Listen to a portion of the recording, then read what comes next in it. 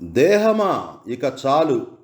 పుట్లకు పుట్ల బియ్యం కింటాళ్ల కొద్దీ, ఆకుకూరలు కూరగాయలు, అపరాలు అనుపానాలు, పాలు పెరుగు నీ పొట్టలో పోశాను.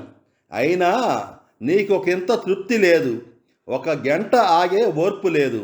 ఆకలి యుద్ధం ప్రకటించేస్తావు. దానికి తోడు నీకొక జిహ్వ, దానికి షడ్రుచులు చాపల్యాలు. నీ కడుపుకెన్ని క్యూసిక్కుల నీళ్లు పోశానో నిన్ను శుభ్రం చేయడానికి, ఎన్ని టీఎంసీల జలం వాడానో లెక్కగట్టలేకపోతున్నా. అంతేనా? నీ రక్షణకు వస్త్రాలు షోకులు, ఆడంబరాలు ఆర్భాటాలు, మైపోతలు పైపోతలు ఎన్ని చేశాను నీకు. ఎంత చక్కగా సాకాను నిన్ను. అంతటితో ఆగావా? లేనిపోని వాంఛలు కోరికలు. నీ కోరికలు తీర్చడానికి ఓ తంటెపు జోడి, ఫలితం పిల్లలు, వాళ్లకు పీచులు. నిన్ను పోషించినందుకు నా భుజస్కంధాలపై ఇన్ను బరువులు. ఇక చాలే. 70 ఏళ్ళు నిండాయి.